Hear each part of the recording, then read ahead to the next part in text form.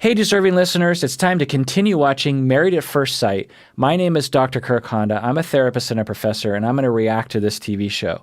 After leaving the pool, Brandon and I went to go get food. I tried to be really nice to him. I tried buying his favorite beer and bringing it to him.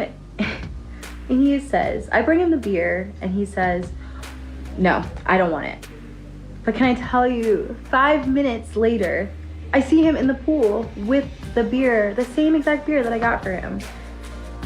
I just feel like he's really playing with me. He left his clothes, I tried picking them up, and he snapped at me. He told me not to touch his stuff, and not to touch him, and not to touch anything.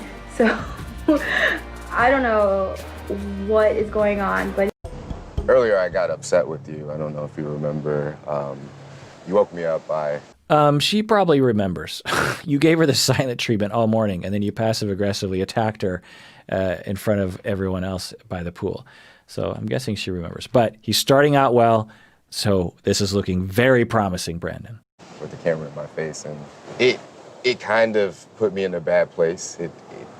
I had a panic attack.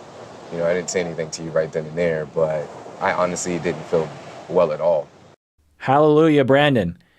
Vulnerability. We've never heard this from you. This is fantastic. Very functional, Brandon. Pat you on the back. You're saying, I woke up, you had the camera in my face, I had a panic attack. That would explain a lot. And this is great. This is wonderful, Brandon. This is a wonder. I'm so glad that you're saying this. I don't know if you saw, but I was shaking. It was that bad. It was a lot. No, it didn't seem like it was that bad. But you didn't say anything. You didn't look scared. You didn't jump out the bed. I was deep. So now, Taylor, come on. Who admits that they had a panic attack and they're shaking as a lie? I could absolutely see that happening to someone. And Taylor is not reacting well to this. So hopefully she can turn it around and give him some grace here. Now, I can understand how Taylor is upset about the way he's been treating her all day, and she wants to, can voice that. But he just laid it out. He just laid all his cards on the table, and she is rejecting that, which is not what you want to do if you want to help someone come forward. Breathing pretty deeply. I'm not used to it. It's been a while since I've had someone in my life. And anytime that I have something going on, I typically just like to retreat. And now I have to understand that there's someone else in my life and I can't just do that. And I apologize. The fact that you didn't tell me that something bothered you, I went around all day thinking something's just wrong with you. Yeah, good. Okay. Good, Taylor. So you have a bone to pick as well, for sure. So they're not escalating, which is great. So they're giving each other benefit of the doubt. I take back what I said about Brandon earlier. I had a hypothesis about was it him that I was hypothesizing disorganized attachment?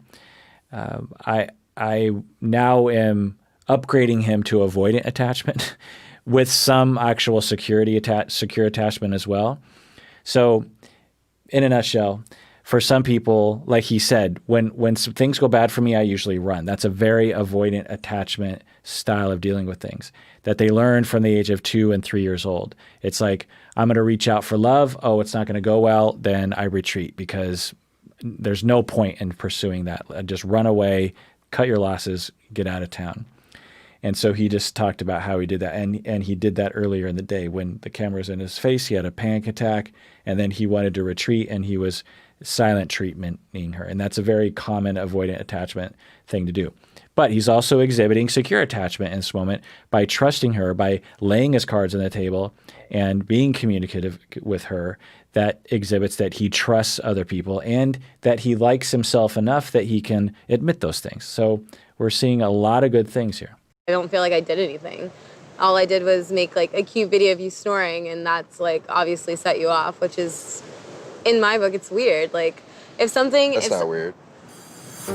No, I'm saying it's weird that, from my point of view, I'm making a cute video, and you didn't seem scared, and then, didn't get any communication from me. Wow, Taylor, Taylor, that's her name, right? You're basically saying he's lying about having a panic attack. That is not going to go well with an avoidant attachment tendency person. They learn that to be vulnerable means bad things. You're going to get shot down, you're going to get rejected, you're going to be called a liar, and so never be vulnerable, because what's the point? You're just going to get hurt. I need to depend on myself. At first, push comes to shove, I run away. And he was vulnerable. And she has a right to say things like, hey, you were mean to me all day. And, he's kind of apologizing for that. He could do well by apologizing a little bit more. But she's really focusing on basically calling him a liar about having a panic attack, which I have to say is really uncool. They're both essentially trading off being uncool to each other. The rest of the day. But what I'm telling you is I apologize. It was a lot for me. You could have said, hey, like, there's something that you did that's bothering me. Like, I'm not really ready to talk about it, but I just need my space. We just met 3 days ago. I didn't know how you were going to react. So, okay, they're not escalating, which we have seen in other reality TV shows, so that's good. She's right, of course. You could have said something like, what you did just freaked me out, but instead you tortured me all day with your mean behavior and your silent treatment. He's apologizing a little bit. He could do well by apologizing more, by saying, yes, all day I've been treating you badly, and that was totally uncalled for. You're right. So he would do well by really pouring on the apology there. And then maybe she could actually hear his disclosure around his panic attack. I'm wondering if he frequently suffers from anxiety. Anxiety is a very common mental disorder, mental condition. I suffer from anxiety. It's a very, very common thing. Something like a third of Americans will suffer from a full-blown anxiety disorder at some point in their life. It basically is, as common as, I don't know, anyway, let's move forward. 33%, you can understand that's pretty common. All right, let's see how they navigate this conversation. I didn't know if it was going to turn into a blow up, we could have resolved it or whatever. I signed up for this because I wanted a teammate, and today I felt ignored, and I didn't have my teammate, and I'm questioning myself, like, is this really gonna work? I don't need space, but I respect that you value your space. And that's something I tried to give you, but I gave you your space. Who knew that you weren't gonna talk to me all day? I make mistakes, but damn, I apologize like 1,000 times. Get over it. He started out okay. He's like, I make mistakes, I apologize. And then he's like, get over it. Like, ugh, that's not going to go well. Obviously, it's not going well. This is disappointing. So he was vulnerable, which I'm guessing is a really tough thing for him to do because he's been rejected in the past. He gave it a try. And then because she used that opportunity to voice a lot of her concerns, which she's valid to have, to be treated I didn't know all day he'd been treating her badly. He feels hurt and unheard and rejected. And this is where a perfect situation would be for a couples therapist to intervene in this moment, because in their hearts, I believe their hearts are in the right place. They're both right, but they're triggering each other. She was triggering him unbeknownst to her, I think, and now he's coming out swinging and saying, get over it. Obviously and she's going to run away, and he's going to be like, see, I can't trust other people. This is, concerning to see. Don't talk to me like that. I didn't sign up to be disrespected. I didn't sign up to be talked to some type of way. I'm not weak, and that's not how I want to be talked to. I'm so sorry. I didn't know how to talk to you, and so I just took it upon myself to stay away from you until I knew how to approach you. Good. He's starting over.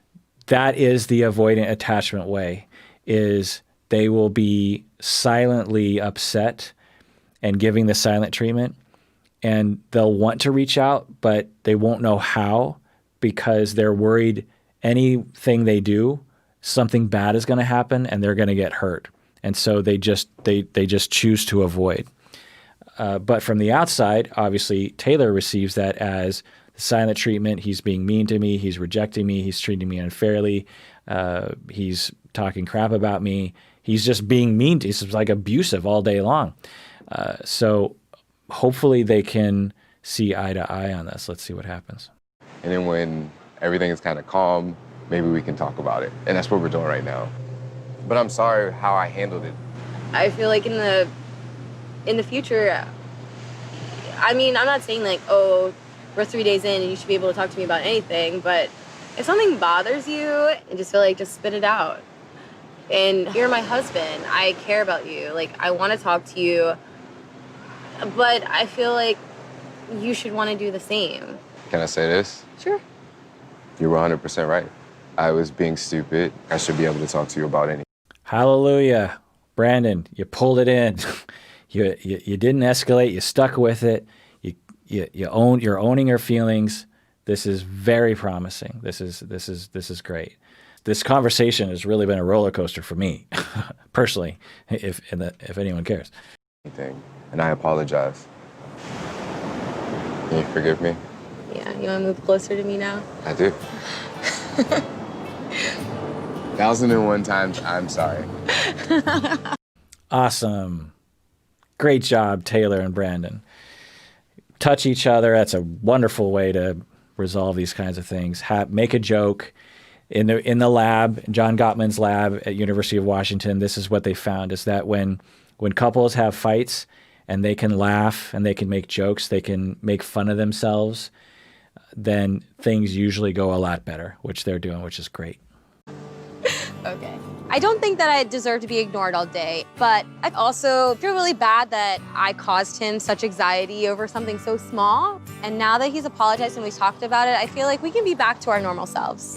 I don't like that attitude. As a person who suffers from anxiety, that would scare me if I had a wife who said something like that. Like, well, it concerns me that he would have a panic attack over something so small.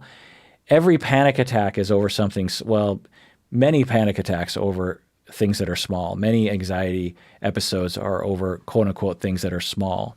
That's what makes them mental disorders and mental conditions.